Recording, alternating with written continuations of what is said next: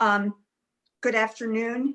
I'm Representative Ann Pugh, Chair of House Human Services in Vermont. This is Tuesday, April 7th, and we are meeting. And the first person that we have on our agenda is Chris Herrick from Emergency Management. And we're really talking about COVID-19 updates and where we're going. Chris, before we start, I thought that it would be helpful if the committee introduced themselves. Nolan, representative. Logan Nicole, representative from Ludlow, representing Mount Holly and Shrewsbury. I'm Mary Beth Redmond. I represent Essex.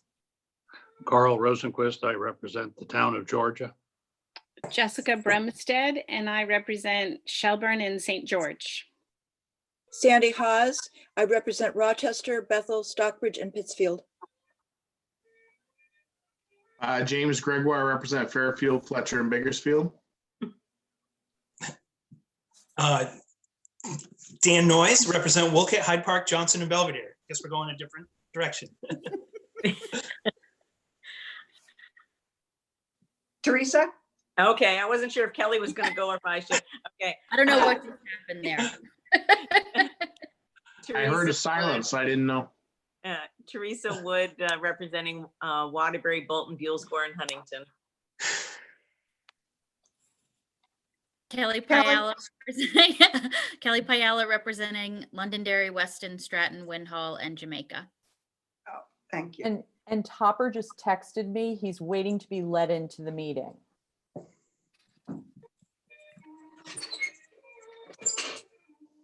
He's coming in now. There he is. Hi, Topper. Topper, can you introduce yourself to folks?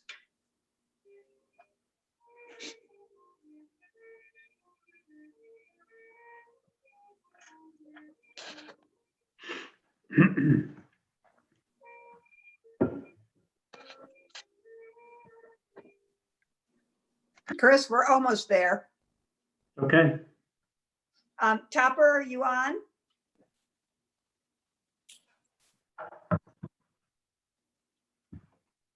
Well, Chris, the 11th member of our committee is Representative Topper McFawn from Barrytown. Thank you, Chris, for coming to committee from the confines of your house. I'm actually in my office right now. Oh, wow. Well, please start, and can you explain to the committee what your role is and Sure. what the update is in terms of how the Emergency Management Office is working? I can. And so for the record, I'm Christopher Herrick. I'm the Deputy Commissioner of Public Safety. Chris, we can't hear you. Not at all? Now we can. Okay. For the record, I'm Christopher Herrick. I'm the Deputy Commissioner of Public Safety. Emergency management is a function within public safety, just like state police. Chris, you're going to have to speak really loudly. Okay. How's that? Is that better? Yep. I see heads nodding. So I'm the Deputy Commissioner of Public Safety, of which Vermont Emergency Management is a function. As part of, as Sandy, are you not able to hear me? You keep going in and out. Is there a phone if I can call in maybe?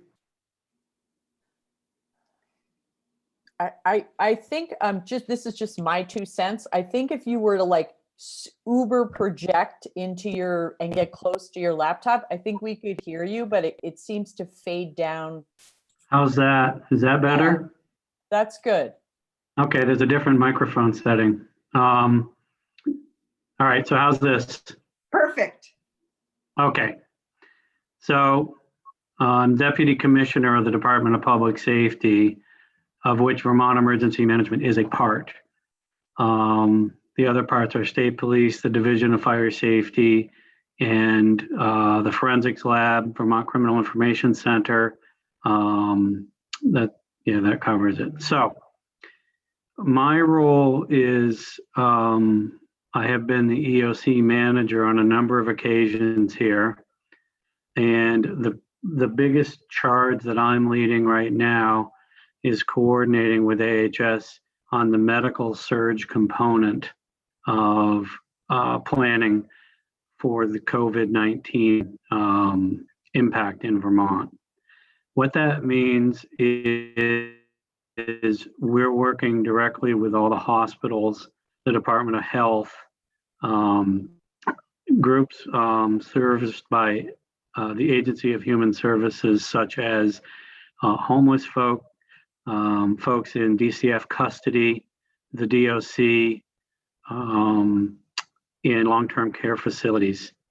We've been working specifically, and we've been working on this for about 4 weeks, almost nonstop, on the hospital's plan to surge internally. And then there's a point where they might become overwhelmed. If you look at the modeling that's been put out, the great work by Commissioner Pichek, you'll see that the worst case scenario is pretty significant and would overwhelm the medical system's capability in short order. But due to the mitigation efforts that Vermonters are really doing a great job at complying with, we've seen a real flattening of the curve.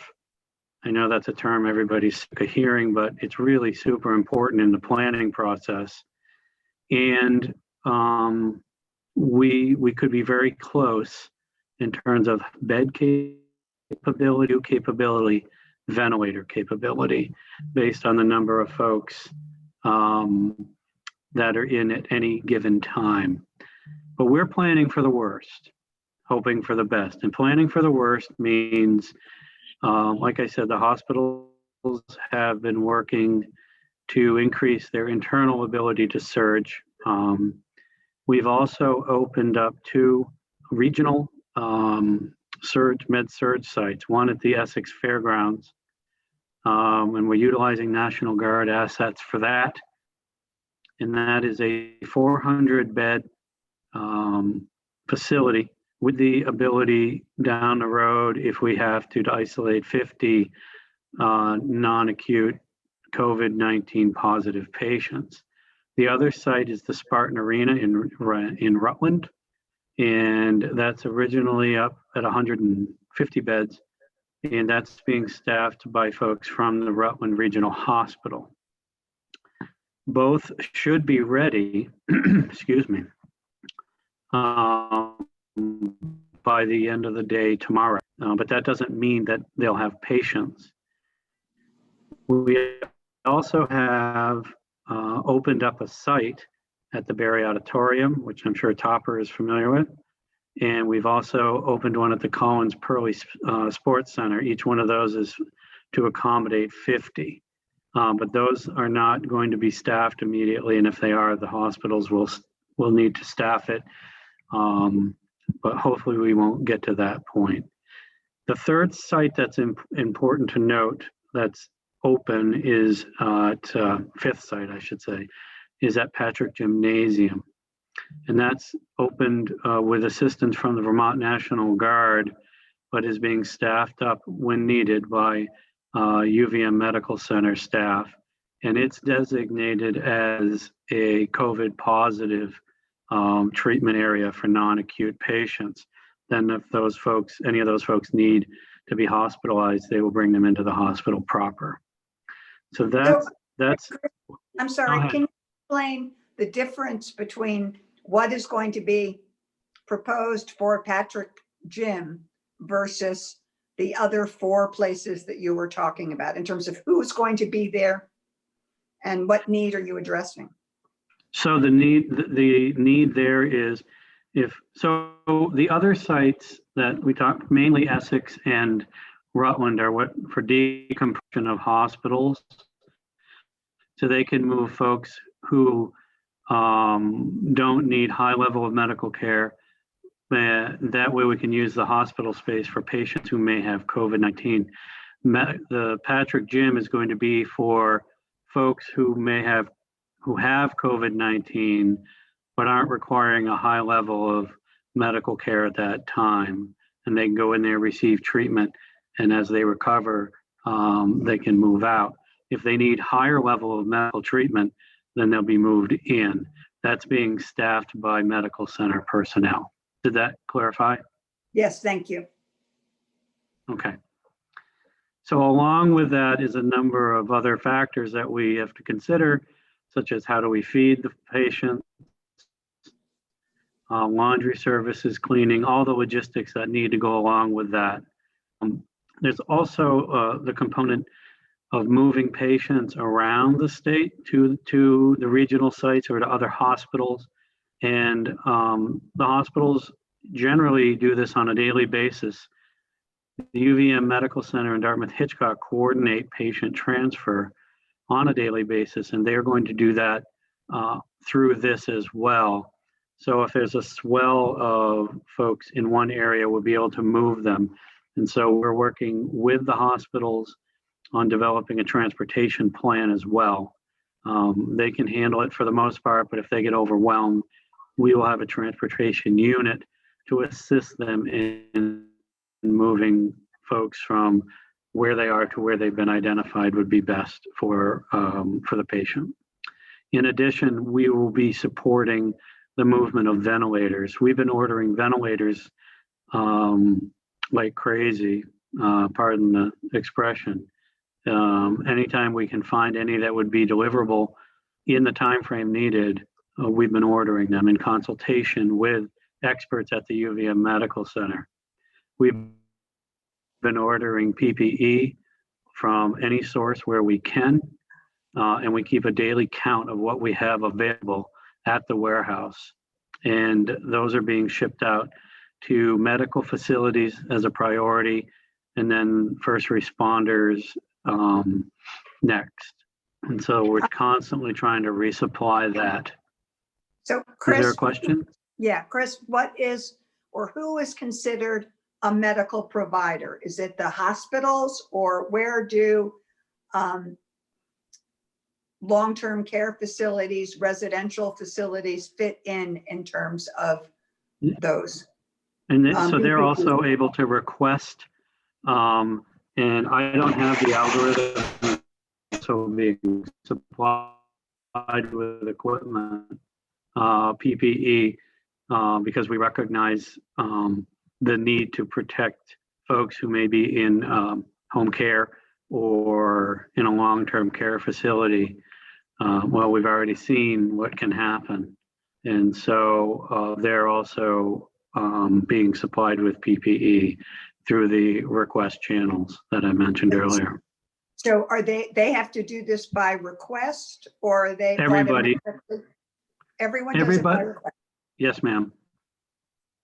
And in the list, in the prioritizing, so home care people are within the top group as well, are you saying? I believe they are. We don't manage that out of the EOC. That's handled by over at the health department and the health operations center. Okay, thank you. So go ahead. No, I was gonna say, I apologize for interrupting your train of thought. No, it's okay. I should tell you at the front end of this that the State Emergency Operations Center is fully activated, but today there are only 2 or 3 of us actually in the building. We are having the State Emergency Operations Center operate remotely because we're concerned about our folks as well. One of the things that we're concerned about going forward is staffing, because the virus could affect staffing levels in all sectors. And so the governor has directed the development of a website to recruit volunteers. And the landing page for that has 2 buttons. One takes you to the MRC, the Medical Reserve Corps. The other one is a much more general page for folks that wouldn't necessarily go to the MRC, like nurses and doctors. So we might have a need for drivers. We might have a need for firefighters. And so those are being aggregated in a database. We'll be working through the EOC to help respond to requests for those kind of assets. And the MRC will be working to address staffing requests that come from perhaps medical facilities or home health care or other facilities like that. So I've said an awful lot. I can probably pause and let folks ask questions. Okay, perfect, because I'm sure we have some.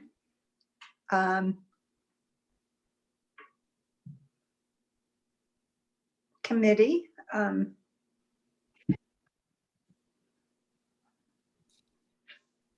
Does anyone have a question at this point?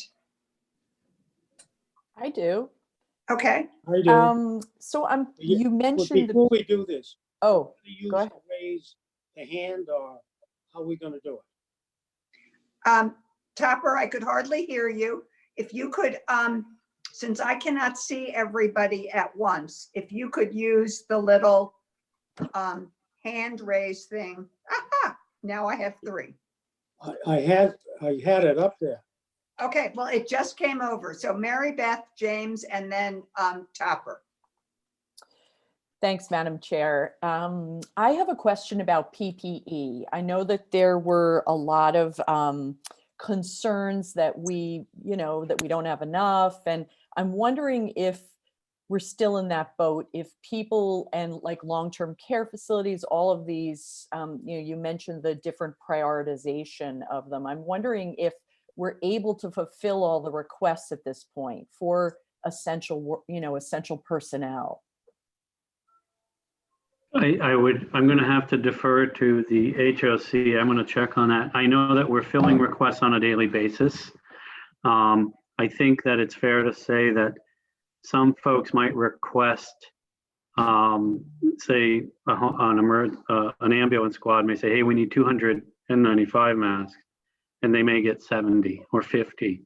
And we're trying to refine that process. I know that we've actually asked them for the algorithm or what are you using, instead of just saying, well, we assume they're asking for more than they need probably.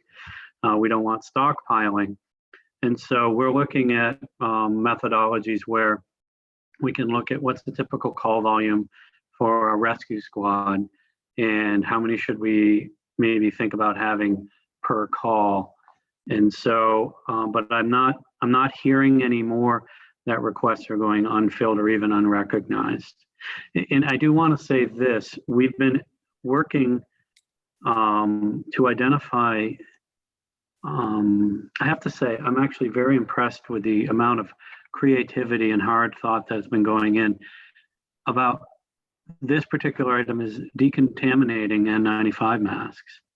And so we've identified a way, and we're helping to get some decontamination units into Vermont so we can go around. We're actually pushing language out to all hospitals and providers to not throw their N95s away, to store them safely. We're going to collect them and we're going to decontaminate them so that we can extend their use. You can only do that so many times, but they're like gold right now. And so by recycling them through decontamination, I think we get 20 uses out of them instead of 1. So we're going to be improving our ability to meet resource demands that way. Just a follow-up. Has that started happening using that decontamination system? No, we're waiting for the machines to arrive, but we've already put the message out to not throw them away. Got it. Thank you. No, thank you. Representative Gregoire and then Representative McFawn. Thank you, Madam Chair. Thank you, Deputy Commissioner. It probably beating a dead horse, the same as Representative Redmond had for questions, kind of similar. So I was reading an article on Vermont Digger about the nurses union asking for more PPE, and also from stories I'm hearing from inside the hospitals about, basically having to wear the same mask for the entire shift in and out of different patients' rooms, which normally you would take all your gear off after you leave a room or before you leave the room after, and then go into another room fully restocked. But then I hear on the other side that we have enough for now. And even the New Nurses Union said that they have enough for now, but it's a confusing story because I'm hearing two different sides. Have you heard that as well? Or are you at your level not hearing those two different, very, very different stories of having enough and for now, and then the other side being, no, we really don't?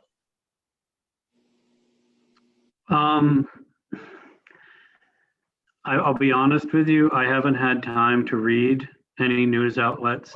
So I'm not familiar with this story.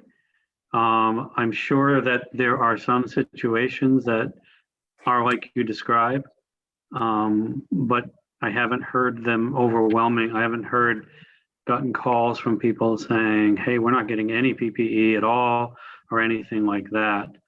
And I know they're fulfilling requests on a regular basis.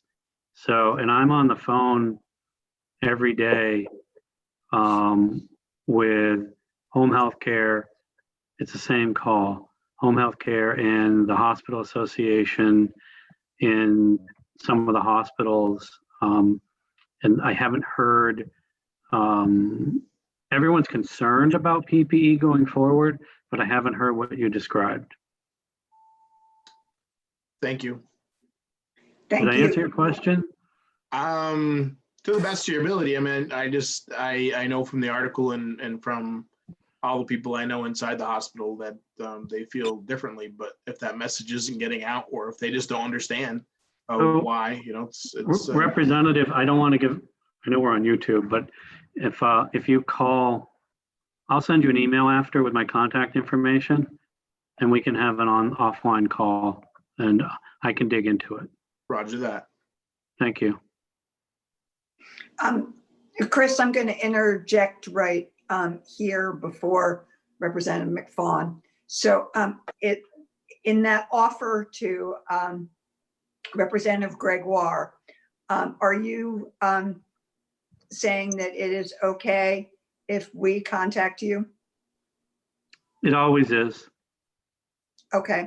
Yeah, just nothing's different now. If you have questions, here's my feeling. I would much rather have the ability to answer the question than have you wonder. Okay. And I think, is it Julie Tucker has my email address, I believe. Right. Thank you. And Yes, I of will course. get some clarity from the speaker, who has along with someone from the governor's Oh, office, right. they have requested. I know what you're saying. But if it is fine with you that that even I contact you directly, or if it's fine that people on this committee do, but we'll figure that out. But Yeah, that's right. I forgot about that process, and I That's didn't all mean to right. short circuit that. No, if it's we'll figure that out. But I appreciate your willingness to hear directly, if not from. So that will. No, I think it's important, Madam Chair, that we get the best information out there, because Yep. right now things are moving extremely quickly. What I know this week is 100 times or 1,000 times more than I knew last week. I didn't expect, and so sometimes it's hard to know, and I want to make sure you have all the appropriate information if I can do that to my best of my ability. Chris, thank you. Thank you. Yep, of course. Representative McFawn and then Representative Haas.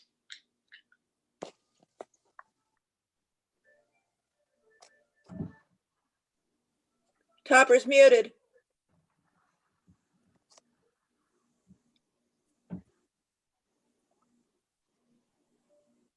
Topper, we can't hear you.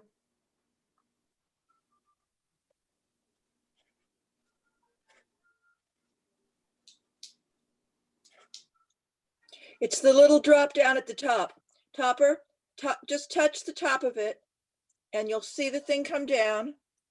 You'll see the drop down, and you go over to the mute button. It keeps going away. I know you have to be really, sometimes you touch it and it doesn't work.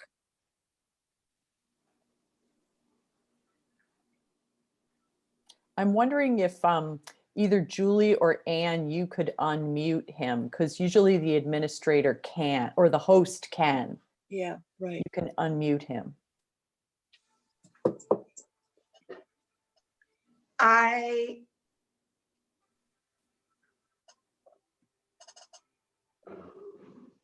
Yay. Okay, got it. There we go. There's something wrong with my thing. It won't come up anymore. The question I had, Deputy Commissioner, is when you say home care agency, what do you mean? So Jill Olson represents that group. The home health and hospice people? Okay, good. Well, I don't know if it's necessarily just hospice. Okay, but they're part of it. Yes. In terms of the distributions stream, the chair mentioned this prior. Are they considered in the top level of distribution? And here's the reason I ask. These people, the people that work in these agencies keep people out of the hospital. Mm-hmm. So, and they are in fact dealing with COVID-19 positive people in their home. So my question is, the health department is the one that handles the distribution of protective equipment to these agencies? That's correct. Okay. That's not what I heard till this morning. Okay, I'll go back. Well, no, I mean, I can, what did you hear differently? They got a delivery, what they thought was your people in public safety. So, no, I can tell you the mechanism is the health department has set it up, and they set the priorities. And the delivery is actually on a lot of the PPE is done by VTrans. That is something we organized with AOT. But the health department, if they have a request, their request goes to the health department and not to you people. The portal may come through here, but we're not the ones fulfilling the request or making the selection. There's a website, but it's not, I don't believe it's here. Okay. Thank you. I'm going to double check on that, but I know that we're not the ones making the selection or the prioritization. Okay, thank you. Representative Haas, then Representative Paella. So I guess my question is a little bit similar to Topper's in trying to get clear about it. You used several acronyms and I wasn't always sure who was who. I need to know what MRC is. That's the Medical Reserve Corps. And who are they? So that is it's a group of folks who have signed up. They're medical professionals, and it's a database. It's managed by the Department of Health. So am I correct that on some level, your office is kind of the clearinghouse? You're the ones who reach out and try to get stuff into the state and maintain the warehouse. And there are other agencies in state government, for instance, you just talked about the Department of Health for home health, that actually figure out how it's going to get used. We are the major arm trying to reach out of the state and purchase. We've been purchasing a lot of PPE, as well as the the Buildings and General Services. They have contracting capability and experts in that area. And then the distribution from the warehouse is a health department function. That's Okay. correct. Thank you. Mhm. Chris, maybe you could, and Kelly, I've not forgotten you, but along those same lines, what probably would be helpful, and if you're able to do that, is to share with us what is actually the structure of the state emergency management office. You're saying now, that we're not necessarily all in the office right now. We're working at home, get that. But I mean, what is the structure? Oh my heavens. Okay, we see it's very, so Okay. who's at the top? Sometimes it's me, and sometimes it's Erica Borneman, and sometimes it's Chip Deasy. Okay, We're trying to rotate through, and I can't say who, but we've actually had some folks that are sick. They don't have COVID. And that's our point. We want to make sure we have depth on the bench.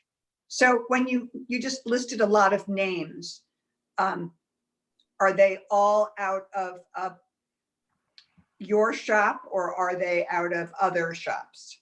So Erica is the Director of Emergency Management, Right, and then Chip is her Deputy Director. okay. Is there a way that you would be able to share that organizational chart with Julie so she can post it? Yes, but bear in mind it changes as we grow. I don't know if any folks have had incident command training, but as the incident is getting bigger, it's going to get bigger. So realize it's not necessarily static, but I will send it over. Yes. Thank you. Thank you. Let me write that down. You think I could? All right, I'll remember. Kelly. Thank you, Madam Chair. And thank you, Christopher, for all the work you and everyone in emergency management is doing right now. My question is specific to the southern part of the state. I'm wondering if you could speak a little bit about whatever methodology was used to try to determine what the rough population count here is, given that we have a fairly high number of second homeowners. And as a follow-up to that, in a surge, which facilities can the people who are 45 minutes away from any given hospital be expected to go to for services? Okay, I'll take the first question first. We've heard the concern about folks coming in from out of state, and just for your information, I live in Grand Isle, and I've seen it there, a swell of the so-called vacation homes. And currently, and I can't get in too much depth on this, but I know that the Agency of Transportation is currently monitoring traffic inflow and outflow at the border crossings. I think currently it was 57 different crossings on a 24-hour basis, trying to just get an estimate on our folks coming and staying, coming and leaving, because for our purposes, we need to plan in terms of the modeling and anticipating surge capacity. But I don't think anybody has a handle on just how many folks that is right now. I think it's a very hard thing to determine. With respect to which hospital, I don't think anything's any different in terms of you would go to the hospital you would normally go to for treatment, but I can't make any medical recommendations beyond that. So can I just ask a follow-up to that? Sure, of course. So the closest hospital, just to me personally, is Grace Cottage, which has extreme limited capacity. The next closest one is Springfield, and Okay. you know, they don't have any ICU bed. Not that, you know, I hope that's not something that I personally would need, but Right. you know, there's limited capacity close by for people in dire need of at least ICU care. And Yes. so I guess the question is, you know, where can those people be looking to receive that level of care if it's needed? So I don't know exactly how that that decision would get made, but once they're in the system, I mentioned earlier that DMH and University Medical Unit, I'm not used to saying that. I want to say Fletcher Allen, but UVMMC are going to coordinate with all the hospitals. So if you're in Springfield and heavens forbid you need ICU treatment, you'll be moved to a facility that has ICU capability. Where that is, I don't know. It may depend. If Brattleboro's full, then it may be Rutland or another facility. Thank you. But I won't be me making that decision, I can assure you of that. Mhm. Did I answer that? Is that clear? It's clear. It just it feels like people will be having to travel far and wide. That is a distinct possibility. We have only so many resources in the state, and we want to make sure we're applying the resources in the most effective way for as many people as possible. Thank you. Mm-hmm. Deputy Commissioner, when you were speaking before about critical incident management and that things change all the time. Yes. How is the communication?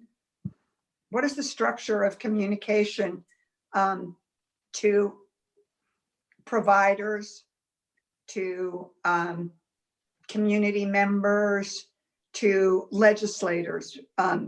In terms of the different directives or the new information. So how does that flow of communication, which, as you said, changes? So significant changes often, we have a joint information center, and that's the PIO's public information off. I'm sorry about using all the acronyms. The public information officers from here, ag, health, they're all working together on this to get press releases and information out through social media. And that's one avenue. Every day at 9 o'clock now, the Health Operations Center and the State Emergency Operations Center has a joint call where they report out, and the administration is on that call as well. And there are also calls among various working groups with the hospitals, with other providers. There's a group that just talks about ventilators. There's one on PPE, and they have representation from all the stakeholders, hospitals, home health care providers, emergency management, health department. And so that there's just a regular daily update of ongoing progress. Usually that's the biggest part. And then looking at the modeling, which comes out, I think it's once a week right now. As we start to get more data, it becomes somewhat more reliable, but I'm not a modeling expert by any stretch of the imagination. So, and then I know that I've been on the 4 o'clock call with, the Joint Rules Committee. I know a number of people from the administration are on those calls. at different times, depending on what's going on. And I think that's an avenue.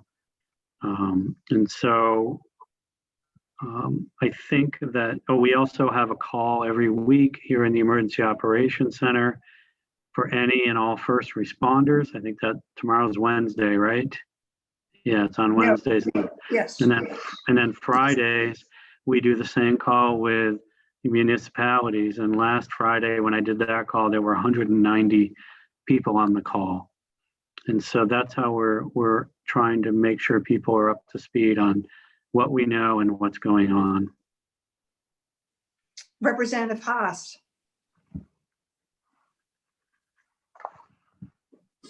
I think I'm following up on Kelly's question about those of us who are not near the medical center. You talked about possibly Rutland, but a lot of in this area, people go to Dartmouth. So to what extent is Dartmouth in the loop in all of this planning that you've talked about? They're very much in the loop. They're on there's a call I have every morning, and they're on it. They're very involved, yes.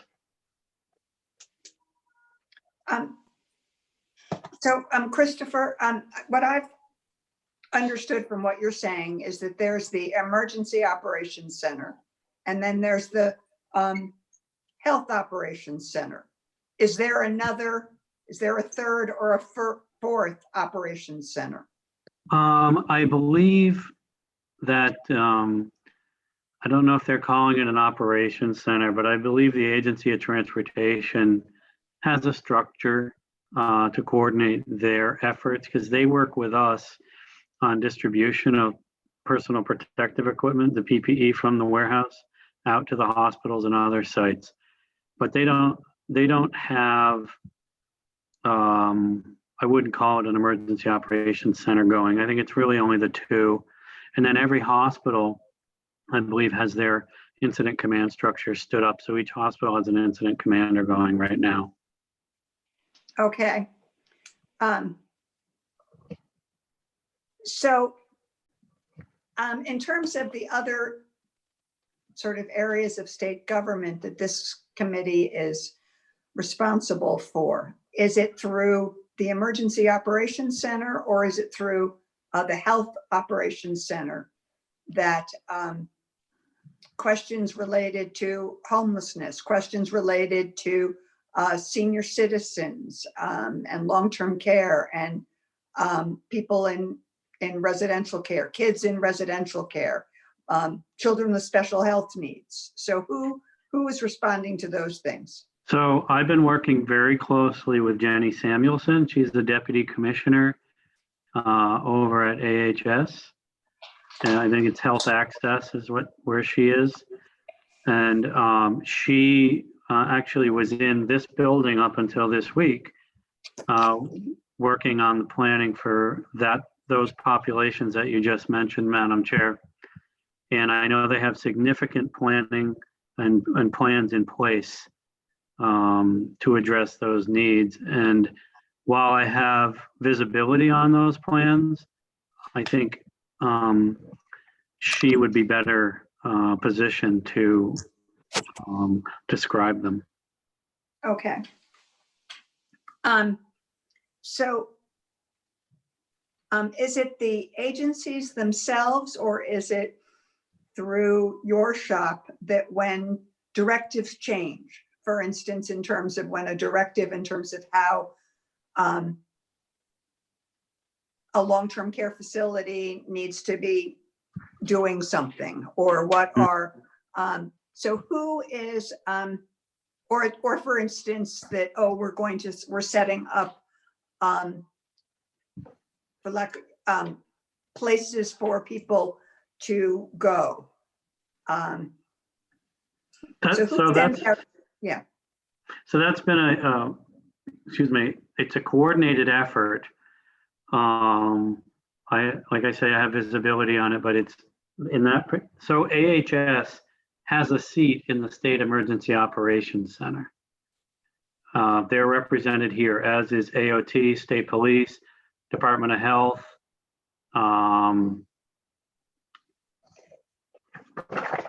let's see, I've got a list of them all here. Pardon me for a second. Forests and parks, well, they're represented.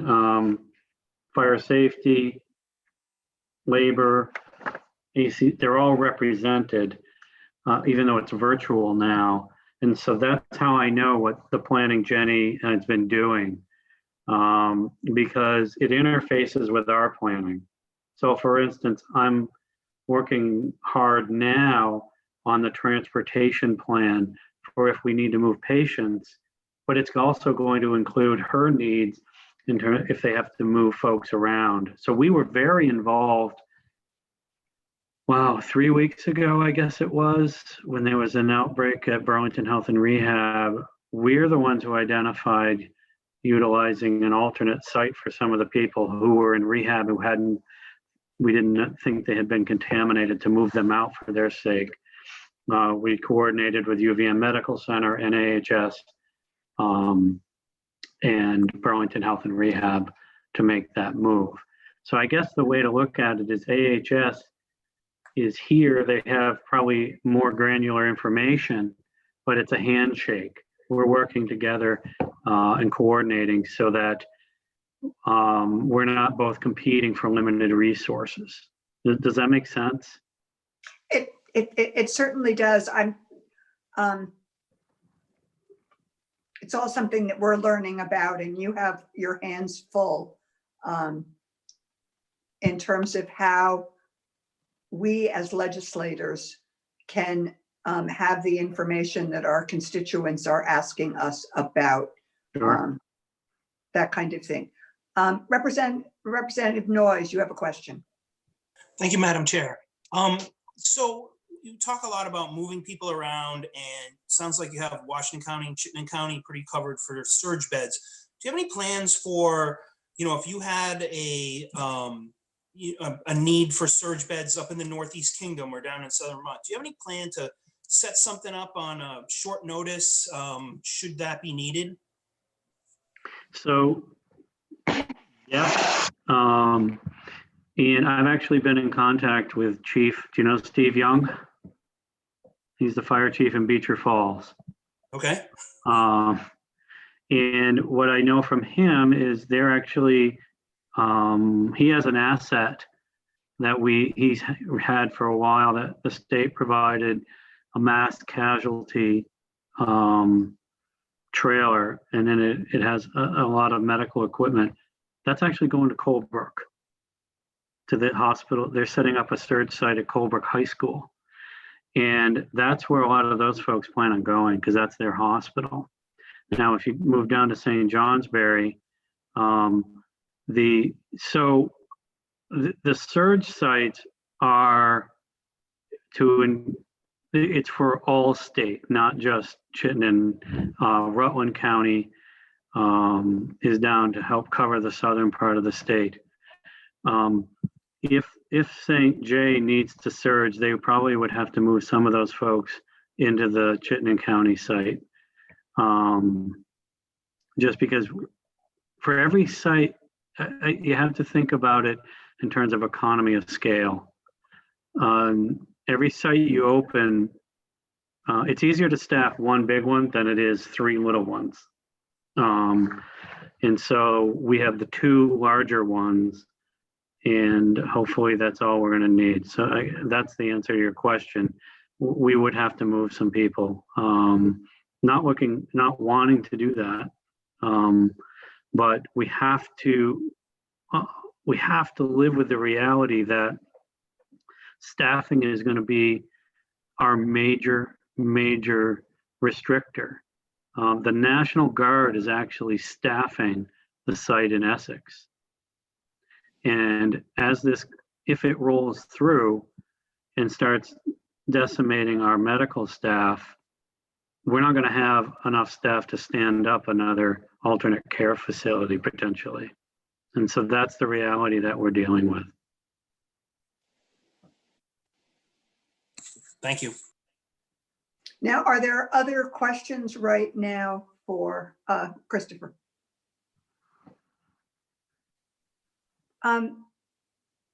what have we not asked you that you think we should know? And you stop to say, I've talked a lot and do you have any questions? And if there's anything else you need to, oops, and guess what? We have a question now from Representative McFawn.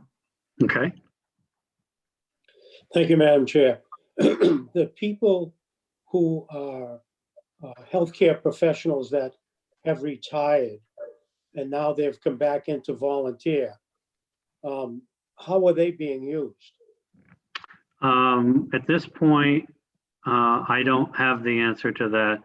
The MRC is managed at the health department, and I know they're looking at utilizing them, but honestly, it's concerning to have folks who may be in that vulnerable population and so we need to try to protect them as well. And so that's a strong concern.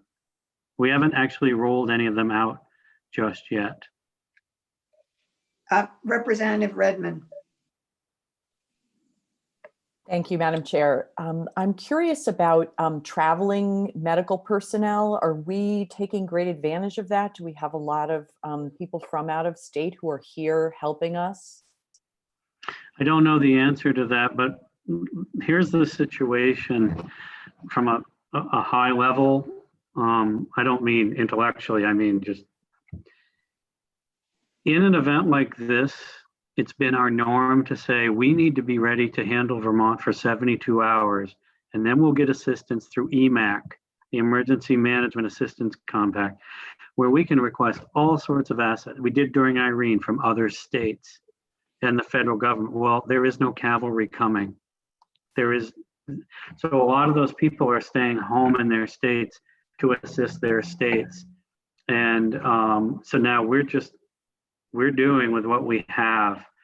Vermonters are great. I look at the turnaround in manufacturing masks for people and all the other things that are going on in the state because we have to be self-reliant right now. So I think from a broad perspective, the answer is there's not a lot of untapped resource out there. I wish there were that we could draw on, but it's just not there. Thank you. Okay. I have to give you a 5-minute warning. I have a 3 o'clock call. So obviously I'll make myself available anytime, well, within reason. But I did want to say, you asked me if there was anything I wanted you to know. I think as legislators, you should all be extremely proud of the public servants you have working on your behalf here at Public Safety and at the Health Department and all state agencies that are contributing. The folks that I'm working with here, we're all working 6-7 days a week, 14 hours a day, because we actually believe in everything we're doing. In my 35 years in emergency response, I've never seen anything like this. And we all need to pull together. And gosh, I love Vermont because everybody's pulling together. And so with that, I appreciate the opportunity to share the hard work we're doing. And I can't wait to come back to your committee in person someday and share the good results of what we've all been doing, because I have faith that we'll get through this together. And I really do. I miss seeing everybody in person. And I look forward to that day. So with that, I wish you all safety. Remember to wash your hands often and take care. Christopher, thank you very much. Thank you for taking the time out. And we all please express our appreciation for the work that you're doing. And please leave and get on, at least be able to walk around before your 3 o'clock call. Thank you. Appreciate it. Bye, everybody. Thank you for everything. Thank you. Now we gotta get out of this. There's a little thing where you leave the meeting.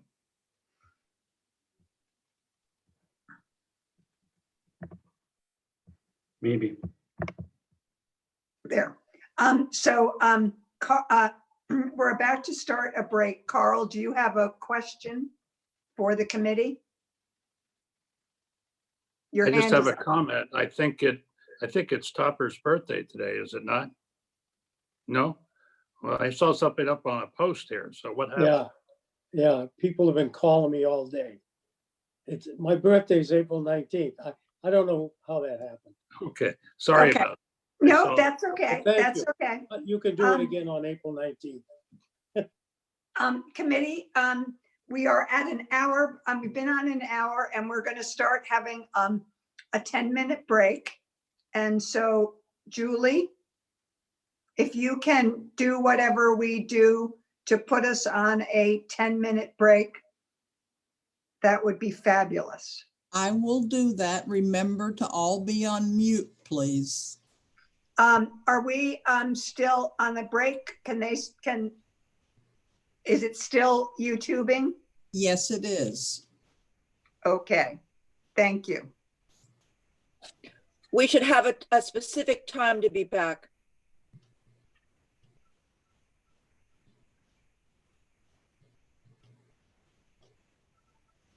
I just muted myself. 3:10, I believe. I'm looking at my clock on my computer. Thank you. So 3:10.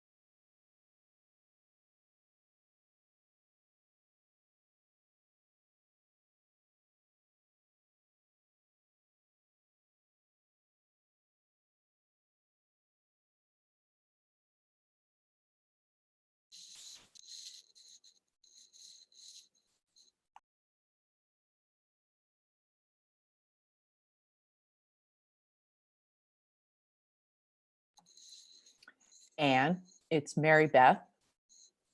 It says that the host has stopped the video, so I didn't know if everything was okay, but that's why everyone's blank on the screen. No, that, And, yeah, okay, so we can talk about this more later. That was me. Oh, okay. And you were all set to start your videos again. Mine still won't allow me to, so I'm not sure. It says that the host has stopped my, oh, there we go. Okay. Thank you. I just, Julie, mine won't start. Nor mine. Thank you.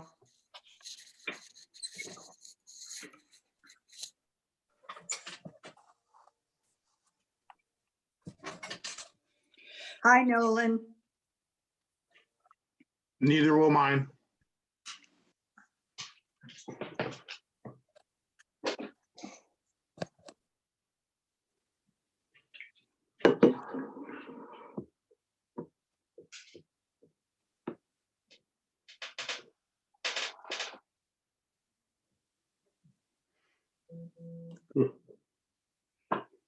Good job, Nolan. You like that? It looks like I'm popping out of my bottle. Yes, we are live on YouTube.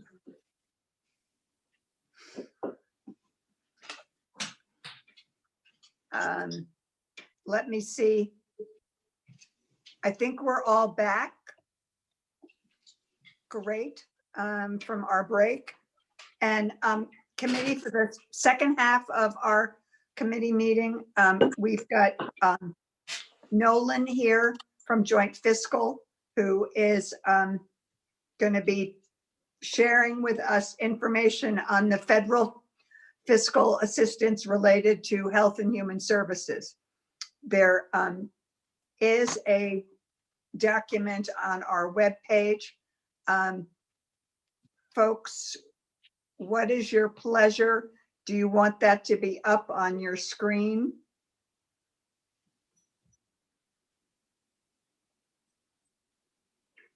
Nolan, I think we're gonna look at you. That's fine. And people may pull it up on their webpage. And if any, Great. so please go ahead. And perhaps introduce yourself, since we are on YouTube. No problem. For the record, Nolan Langwell, the Joint Fiscal Office. So I have prepared a document. I broke this out into 3 pieces. Several weeks ago, I was listening to testimony from Commissioner Adam Gresham, and he referred to the different federal bills as COVID-1, COVID-2, and COVID-3. I kind of like that. It's an easy way to sort of to say it without saying the long name. So that's how I'll refer to them. And I have them marked as so on this thing as well. COVID-1 being the first federal bill, COVID-2 being the second federal bill, COVID-3 being the third one, the CARES Act. So total, and also my document is specific to health and human services. I don't have education in here. I don't have unemployment insurance, etc. I tried to do something that was just specific to health and human services. So there'll be some stuff that's health, some stuff that's human services. But nonetheless, I think you'll find it interesting. Total, we have Vermont is going to receive about $1.4 billion in assistance on a variety of issues specific to health and human services. So I'll start with the first one. The COVID-1, that was the first bill that was passed. That was $8 billion. The reason I'm looking away from the camera is I'm also looking at I'm reading off my laptop. So forgive me if I'm That's all right. in contact with you. So the big thing in COVID-1 was initially when it first hit, I don't know, I should have put the dates on here, but when it first happened, there was a CDC grant that went to the health department for $4.9 million. That was the first grant that we had gotten. You'll see that I kind of made a little note that in COVID-3, another 5.4 million similar grant also will be coming through the COVID-3 CARES grant. Also, No, is it fair to ask you, the grant to the health department to do what? I believe that it was vague, and I believe it was understanding it was response and preparedness. Okay. I'm actually glad you said it because most of what I have on this sheet is high level. I don't have specifics. Some of them there will be some specifics, and some of them there isn't yet because it's also fresh and new. But feel free to ask the question, and I guarantee I probably won't know the answer, but I'm happy to get back to you with the answer. That'd be great. But just keep in mind that this is mostly high level. What I should have said earlier in the beginning is what we don't know yet is how the money is going to be distributed. You know, there's different pools of money. There's grants, and there's also this one giant check for 1.25 billion that's going to be coming in. But how it gets like spread out to the different agencies or providers that provide it, I can't speak to that. I don't know how that will work. And that's conversations that I've heard in other Zoom call committee meetings that I've heard is what is the legislative role? What is how the legislature express its intent or its priorities? Will there be an opportunity to do those things? I'm told that the answer is yes, but it's unclear how.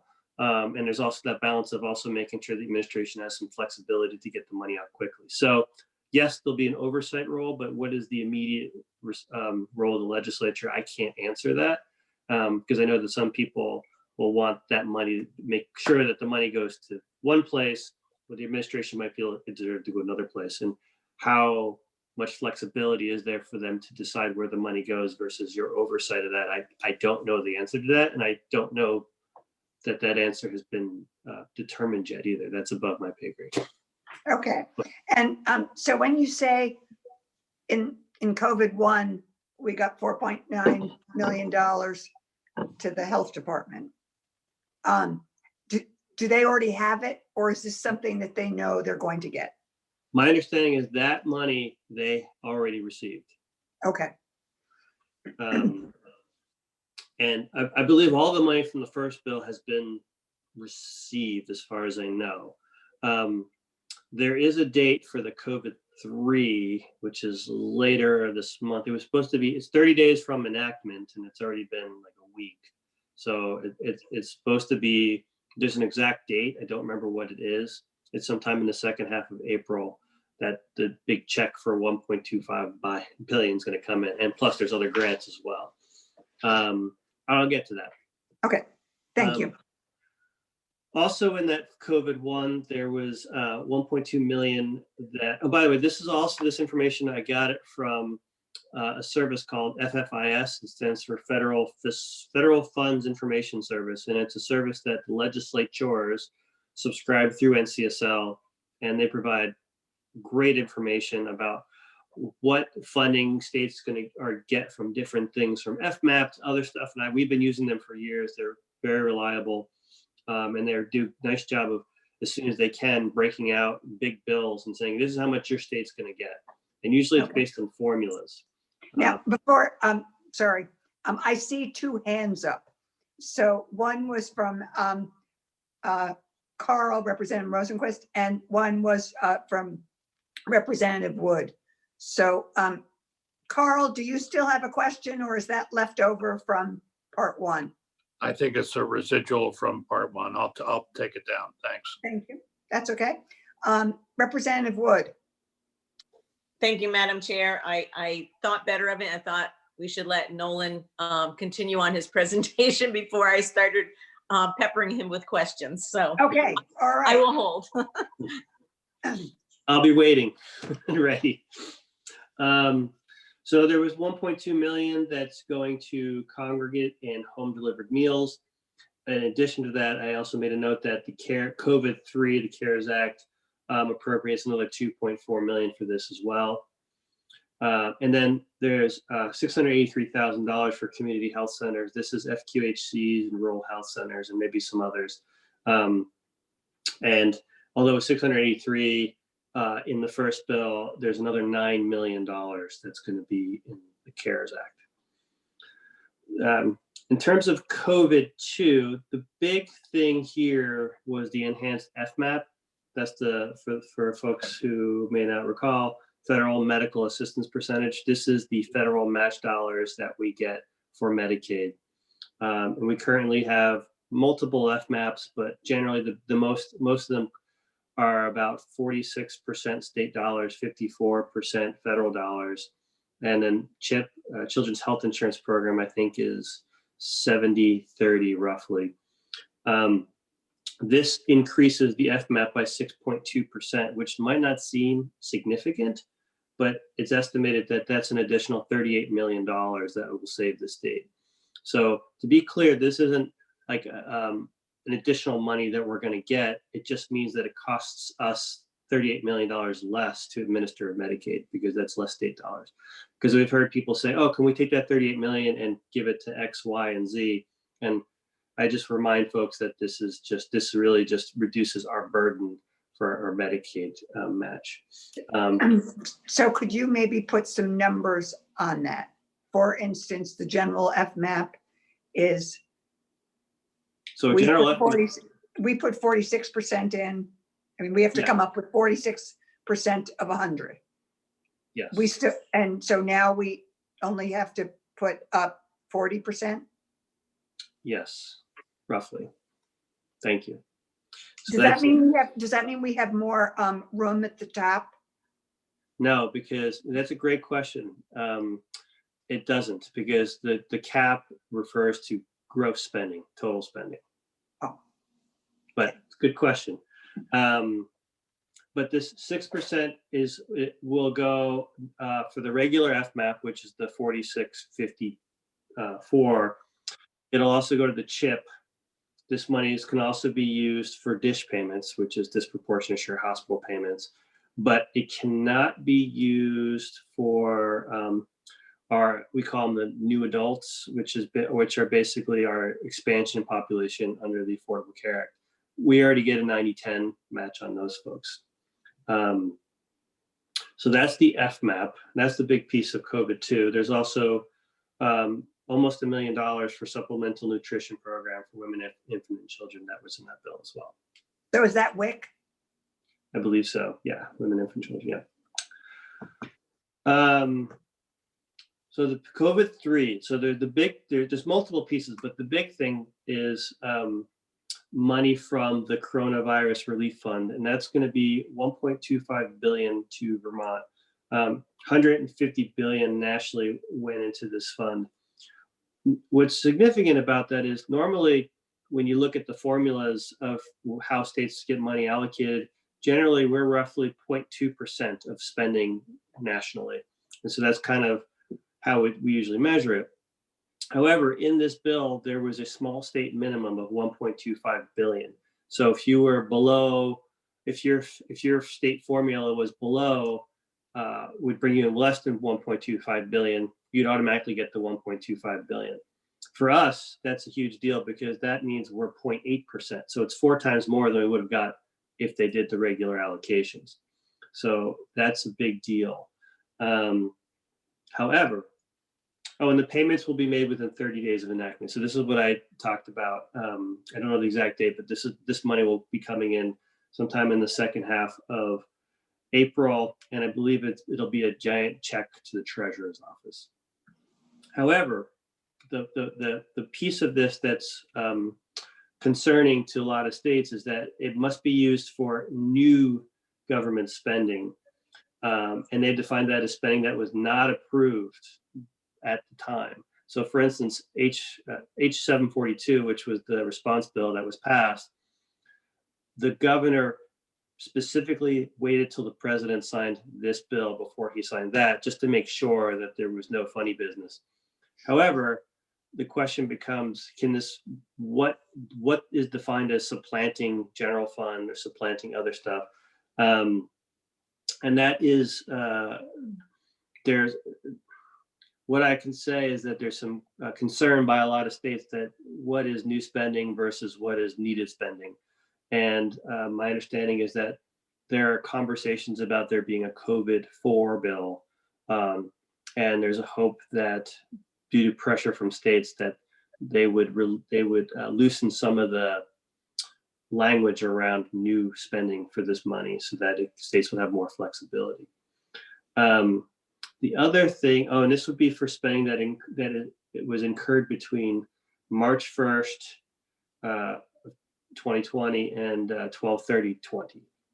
So it's for that specific amount of time, which is 3/4 of calendar year 20. Also, in the bill, there was language that the Hyde Amendment applies, which is for those folks who aren't familiar with that, it basically means this money cannot be used for abortions. There's also this, now I break the rest of this, I break down, these are the smaller grants, and I break these down by the federal agency that administers them. And when I have any kind of information about them, I put a little bullet. Otherwise, I really don't know much more about it other than what's there. And I think that the information about it is still trickling out. And so, like, for instance, what specifically, what can it be used for, and how much will each agency get? That has not yet been determined as far as I know. But that's stuff that I hope that, in a month from now, we can start filling in the blanks on that. So the first one that I have here is state and local preparedness grant. Now this was the same 4.9 million in COVID-1. This is an additional 5.4. And I believe most of this money would go to the health department. There's $9 million for community health centers. Community health centers is sort of a blanket term for FQHCs, rural health centers. And I'm wondering if free clinics are in there or not. I'm not quite sure. That's in addition to the $683,000 that came in the first bill. There's also a child care and development block grant worth $4.3 million. And this is to help child care providers and to provide child care assistance to essential workers through the child care and development block grant. There's also a community services block grant, which is worth $5.1 million. And this is to help community organizations who are providing social services and emergency assistance through the community services block grant. There's also an additional $4.1 million for LIHEAP. I'm pretty sure this committee is very familiar with LIHEAP. Then I don't know a whole lot about this one, but there's $193,000 for family violence protection. There's $86,000 for child welfare services. Again, I don't know the specifics on what that means or who that's going to. And then additional $1.2 million for Head Start. There's $1 million for supportive services. Again, I'm not quite sure any more detail on that one. There's an additional $2.4 million that's going to go to the congregate and home delivered meals, in addition to the $1.2 that was in the first COVID bill. $500,000 for family caregivers, $100,000 for the protection of vulnerable older Americans. That one is that to me is one of the most vague ones. I don't know anything about that one. But again, when I know more, I will fill this in. Almost $1 million for the Centers for Independent Living. And then for TFAP, there's $903,000 for the TFAP commodities, and then $376,000 for TFAP administration. Then we move into some FEMA stuff, $863,000 to provide immediate needs of local and state governments and support entities performing essential services to protect citizens through FEMA's disaster relief fund. There's emergency food and shelter program for $383,000. And then we get into HUD, the community development block grant. There's $4.7 million here. $4.2 million goes to the state. $450,000 is specifically earmarked for Burlington because it's a bigger city and it met some population criteria. And this money is under the language that I saw, it was for the expansion of community health facilities, child care centers, food banks, and senior services. I don't know specifically how it can be used for them. Again, the more detail will come out later, I hope. For housing, there's 4.6 million. This is to support homeless or at risk of homelessness through the emergency solutions grants, as also to help provide eviction prevention assistance. There's 557,000 for public housing, excuse me, and then there's 2.3 million for the tenant-based rental assistance. As I mentioned earlier, this is specific to Health and Human Services. There's also, I believe, up to over $30 million specific to education. There's money for unemployment insurance, etc. But I just focused on the stuff that I felt were germane to the Health and Human Services specific. So that's a high level overlook. I will answer your questions to the best that I have information, but I don't really know a whole lot more than what's here at the moment. But ask away, and I will do my best to find you answers. Well, thank you. You're very popular. Representative Wood, Representative Redmond, and then Representative McFawn for right now.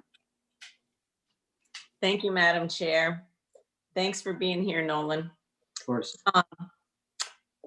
So I'm just going to go down through. So you've outlined a bunch of different categories of funds, and in COVID-1 and COVID-2, and then COVID-3 is the bigger, more broad bill, it seems. So are states able to use some of the funds that are undesignated in COVID-3 for some of the things that actually are designated? So for instance, just to give a specific, so there's money for congregate and home delivered meals in both COVID-1 and COVID-3. So what if Vermont determined that that was insufficient? Could they use some of the undesignated money to supplement that? That's a great question. I don't know the answer to that. What I would say is this money is supposed to be specific to COVID-19. So the question is, were those, is the need, let's say for the food shelves, we'll say as an example, was that because there's an increased demand because of COVID-19? I imagine that'll be the criteria in which the federal government will measure that. What I will say, and I'll add to this, is I know specifically to the big numbers of the 1.25 billion, the federal government did, in the bill, there's a language about hiring a specific solicitor general to oversee, to make sure that the money is being spent by states in the way it was intended. But that's going to be an after the fact. So there will be some look back by the federal government to determine that this money was used in the way it was imagined and not to just fill in holes or supplement existing programs that were not specifically COVID related. Right. So yeah, the things that I'm speaking of are things that, whether there was an increase in Meals on Wheels, or we heard from Community Action that their meal effort is ramping up to just in a central Vermont area of around close to $500,000 just for that small area. So when we started talking about the enhanced FMAP, how does that compare to what the enhancement was during ERA? And then are we going to be still bound by the GC cap? That would seem to be like out the window. And I think Madam Chair was sort of alluding to that question. Yeah, so to answer your first question, the cap is based on total spend, right? So this is just increasing this federal share and decreasing the state share, but the gross in theory would be the same. That said, we don't know if utilization will go up or down in this time. It'd probably go down for right now, and then it could spike later on. And I don't know how the waiver will deal with that down the road. But in terms of FMAP looks, like I said, looks at the gross and not. And then the first part of your question was, how does the 6% increase compare to the increase that we got in ERA? I mean, is it comparable? Is it more? Or? In the short term, it's less because the ARA money. I'm sorry. The ARA money was over 3 fiscal years, and I forget what the bump was. So I want to say the ARA money was more in total. Yeah, I'm trying to remember because I did all the calculations for that. In general, I want to say the ARA was more, but you know what I need to do? I'll find out what the ARA bump was again. I have it someplace, and I'll Yeah, I was send you just- an email. Thank you. I just was trying to get a sense of, was it the 6% or was it, I'm trying to get a sense of whether or not this response is commensurate with really the gravity of the situation. Yeah, well, the ARA bump was designed to be, so this is meant to be an immediate response. The ARA bump was more of a recovery piece, right? And so that, what that did is that had a whole formula that was tied into the uninsured rate. There was a whole formula. So every quarter, we'd have a different FMAP based on our unemployment rate. I see. So it fluctuated so it went up and then it came down. So my gut is that the ARA was more as a percentage and definitely more in the aggregate in terms of it was over a longer period of time. And I imagine that there may be, if there's a future recovery bill, I imagine that there'll be further FMAP, but this was more of an immediate response versus the Thank you. ARA. And then my last question for now is, I don't see anything here with regard to disability or mental health type of payments or, you know, in Vermont's case, the designated and specialized service agencies. And so was there there wasn't anything specifically called out for disability or mental health care in any of the packages? I would imagine that this would be, that those services would be provided through the 1.25 billion. Okay. And the other ones were specific, very targeted grants, just like the Kennedy Center got money. Like this is very specific. The 1.25 billion, I think, is really more of like, here's a lump of money with some guardrails, and the states would use it in those specific ways. But I don't have more specifics about how that money can be used or how it will be used. But I imagine that hospitals, designated agencies, and et cetera will all be in that sort of funding pool, how the money will be spent. Okay. Thank you very much, Nolan. No problem. Thank you, Nolan. We've got Mary Beth, then Topper, then Carl and Jessica. And committee, my computer seems to be having some issues. I'm losing power even though I'm plugged in. So if I disappear, Sandy, you'll have to take up, but hopefully it's all right. Go ahead, Mary Beth. Okay, thank you, Madam Chair. So similarly, wondering, like you mentioned hospitals. So I'm assuming that hospitals, nonprofits, people who are, agencies that are keeping track, you're saying seems like in the 1.25 billion that they would be captured in there. I just want to make sure I heard that right. I don't have, we're getting 1.25 billion to help. Sorry, billion. Billion to help the Yeah. state combat it. And Yep. that money is to help keep our support systems alive. And obviously, hospitals, designated agencies, they're all providing essential services, crucial services to our health and human service system. So I believe that would be part of that. Okay. And then just you mentioned that as you get information to kind of fill in the details, and I'm just curious what the process is, like what is the process before you to kind of discover all of that, and what kind of timeline do you think we're looking at?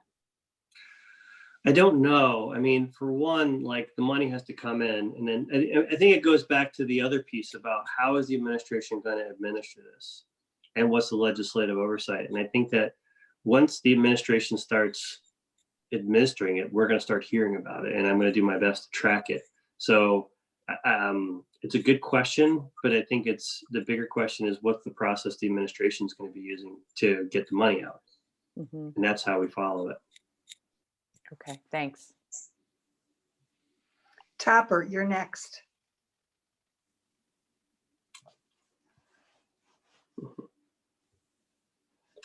Thank you, Madam Chair. Nolan, on the COVID-3, the 150 billion that's going out, and we're going to get 1.25 billion in a small state grant. Now, is that a good deal for us? It's a Or- great deal. Or it is? As I mentioned, generally we get 'Cause 0.2%. We have 600 and something thousand people. Yeah, so what happened was there's there's some formula, and on generally speaking, like we generally get 0.2% of those kind of things. We're getting 0.8%. We're getting 4 times more than we normally would. So it's a very good deal for us. Good. Okay, my second question is, do you have any idea who's making the decisions on how these meals are going to be delivered and by who? Or I do you don't know. have- Do you have a contact person? This great question. Again, this gets to the thing I don't know, as I mentioned, is how the money will be administered. So, and there's 2 pieces. There's the 1.25 billion that's going to come to the state treasury, but then there's some of those specific grants. Do those monies go directly to AHS? Do they go directly to the providers? I don't know the answer to that. And I don't, that gets to a level of bureaucratic administration that I'm not familiar with. And it may not be determined yet, because then the next piece is like, we don't know how much money is going to go to each provider. So that's a level of specifics that is yet to be determined. And as we said with Representative Redmond, we'll have to fill in the blanks when we know. And this gets to really more of how is the administration plan to administer these things? And I don't know the answer to Well, that. see, the reason I'm asking the question is probably the same reason why Representative Redmond did. People are putting money out now. They're delivering these meals Yep. to people that are in motels, et cetera, et cetera. They're doing it, they're running up a bill. Yep.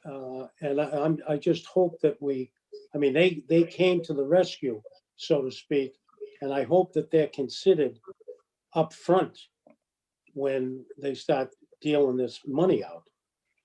Representative Bafand, the point you're raising is a good one, and it's the same exact concern that I've been hearing on all of the other committees that I've been hearing about in terms of hospitals who are moving away from their elective surgeries and into that make them money. Yeah, right. And now they're in the areas where don't make them money, but that's their priority.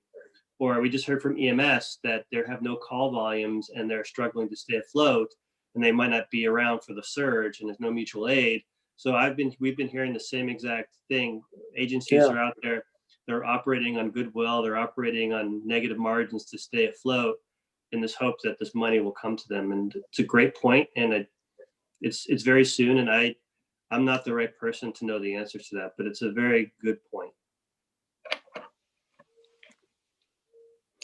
I'm done, Madam Chair.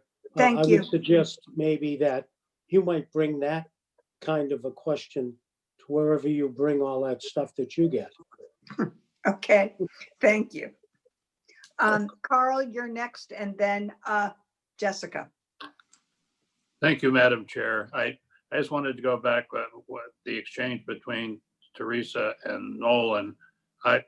Unfortunately, there were a whole bunch of terms in there and vernacular that I'm totally unfamiliar with. So it was, maybe you could, I can't remember the exact terms now, but I do. Something about a prior big spend or whatever you want to call it. And I just would appreciate if you could cover a couple of those terms. Absolutely. Thank you. Thank you for catching that and correcting me. I gotta move away from the weeds there. So ARA, it stands for the American Recovery and Reinvestment Act. And this was the big bill that was done under the Obama administration in response to the Great Recession. And so states were hurting from it. And so this was a big recovery bill that went to different industries, but states got money in various forms to help in the recovery. And one of the big things that the state of Vermont got was increase in our federal Medicaid assistance, the FMAP, to help us with the Medicaid surge or the increase in Medicaid enrollments we're seeing. And also, so as to help states with that. Thank you very much. And so her question was, how does this FMAP increase compare to that FMAP increase? Thank you. Jessica. Thank you, Madam Chair. I was going to say speaker. No. My questions were almost verbatim for what Representative Redmond and Representative McFawn talked about, which is, and one of the reasons that I was going to ask you was you had talked about hearing Adams talking about how the administration is looking at all of this and then how that then rolls out. It seems though like he was giving more the data, and it's unfair to ask you that question. And so I just, since I got a little bit of time because my hand was up, I would say this is more for Madam Chair, which is that the most important thing will be that we get to talk to some folks about the importance of including the agencies that are serving so many of these desperate needs right now, that they be part of the discussion about how to delve, sort of really look at what those guardrails are and how they might fit, because I'm sure the administration and the legislature will all have some great ideas about how to maybe do that, but they will too, and not being in the building makes it really difficult. So I just hope that that we can hear from them and urge them to include as many of the stakeholders as we can, so we don't miss somebody and then hear about it when we get back to the State House. So, Representative Brumsted, that's a great point. And also we can consider having the Secretary of Administration come perhaps next week and briefly and say what kind of process is the administration envisioning in terms of distributing this. And I can, as a chair, bring up to the speaker and the other chairs, what is the process that the speaker and the president pro tem are envisioning in terms of this. and that's fantastic, and I appreciate your answer. Thank you. No problem. And that's a question that all the committees are going to want to know. Yeah. Well, and Great. sometimes I get a bit micromanagey. No laughing, committee. And there's a part of me that goes, oh, is this something that we want to say legislatively? That when the money comes in, these people need to be part of the discussion, even though, or whatever. But Mary Beth, you have a question. I just want to jump off of what Jessica said, because I feel like, again, we'll find out what the monies can be used for more specifically. But I'm hoping that I'm already thinking like way ahead, and I'm hoping that with whatever the things are that we put in place to deal with COVID, that we're putting things into place that are going to be structures or systems that we can rely on going forward, that will be future, that will shore up places in our response that, we'll be in a stronger place for next time. So that I have, I feel like we all feel like the kid, on Christmas morning, like, ready to open our presents, like, what is this all going to be? And I just want to really encourage us to have a voice in those considerations that are like really thinking forward about how we can really shore up things that haven't been shored up in the past. Representative Redmond, that would be lovely. And our focus is on the immediate and in the short term, and fixing the problems that pre-existed are not necessarily what our current task is, in terms of whether, because right now people are thinking of stopgap measures, rather than raising on an ongoing basis the salaries of various providers. They are, calling it different things, but increasing for the time being the payment to foster parents or the payment to certain providers. And I think we need to realize that that is the direction that the speaker and the president pro tem have been very clear about, that our focus is on COVID-19, the emergency and the immediate future. And clearly saying that, it got Teresa, whose hand is now up. Can I just say one more thing? I don't believe they're mutually exclusive. I just want to say that. Like, I hear what you're saying, but I also think there's a way to deal with immediate needs that is building cornerstones for the future. So at any rate. Thank you. Representative Wood. Thank you, Madam Chair. So it just spurred me to be thinking about it. I wasn't sure that I totally understood a response from Nolan, or whether there was a response. I'm thinking in particular about the childcare at this point in time, because there's provisions in 2 of the COVID bills that deal with childcare, but you know, just sort of at a first glance, I would think that what we're doing in Vermont is actually going to surpass both of those numbers together. And so I wasn't sure whether I heard from you that, yes, you know, even though they had specific appropriations, that we could, that there wasn't going to be anything to prevent us from also using part of that 1.25 that's not specifically called out for childcare or any other specifically allocated fund to actually use it for that purpose.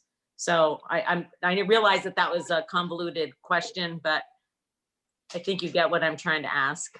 I think the way I would reframe it for me, if you'll allow me, is how much flexibility is there in that 1.2 billion for the various priorities.